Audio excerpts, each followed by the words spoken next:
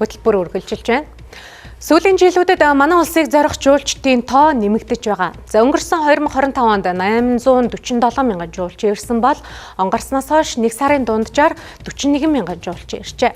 За энэ мэт тоон үзүүлэлтэлд өсөж байгаа хэдий ч төрийн бодлого, дэд бүтэц, хүний нөөцийн асуудал энэ салбарын хамгийн том толгойн өвчин болж байгааг аж ахуйн нэгжүүдийн төлөөлөл ярьж байна.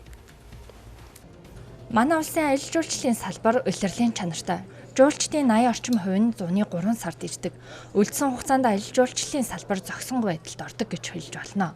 Энэ мэт шалтгаанаар зочид буудлын дүүргэлт 50% хүрдэггүй байна.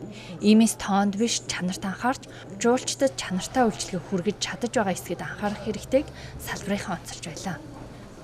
Тэгвэл одоо оф сизон буюу тэр хавар намар өвлийн эрх жуулчдын тоог одоо нэмэгдүүлэх чиглэлд ямар нэгэн бодлого хэрэгжүүлж гэнэ үү гэхээр сурталчилгаа хийж байгаа гэдэг ажлыг төр засгийн зүгээс яриад байдаг. Гэтэл нөгөө сурталчилгаа нь өөрөө байгаа онж гэнэ үү? Тэр сурталчилгааг хараад хүн яг ирэх үү Эн чинь өөрөө яг зах зээлийн шийдвэр гаргалтад нөлөөлж байгаа хэсэг нь бас эргэлзээтэй байна. Тэгэхээр магадгүй яг мэргэжлийн байгууллагууд буюу жуулчин авчирдаг аж ахуй нэгжүүдтэй илүү дэмжлэг үзүүлвэл яасан юм бэ? Тэгэх юм бол эн чинь цаанаа гэрээ Тэгэхээр магадгүй одоо өвлийн уйлралд арай бага үн санал болгоод эрх жуулчдынхаа тоог нэмэх боломж байна. Би бол жуулчны баазын төлөөлөл тэр бидний хувьд бол тулгамдж байгаа асуудал мэдээ зөндөл байна. Одоо тэрнээс хамгийн гол юм нь бол энэ улс маань төр маань юм уу эднэр маань ингээ нэг тодорхой доктортой баймаар байна. Нэг ярьсан одоо хөтөлбөр янз бүрийн одоо төлөвлөгөө юмнуудаа доктортой хугацаанд авч явмаар байна. Дээр нь энэ нэг тодорхой яг амьдралд нийцсэн дүрм журам гаргамаар байна. Яг амьдралд нийцсэн дүрм журам. Тэрнээс бол нийцэхгүй дүрм журмууд нэр бол одоо үйл ажиллагаа явуулахад хамгийн одоо юу гэдэг бэрхшээл. Нэг жуулчны орлогыг $2000 гэж үздэг байна.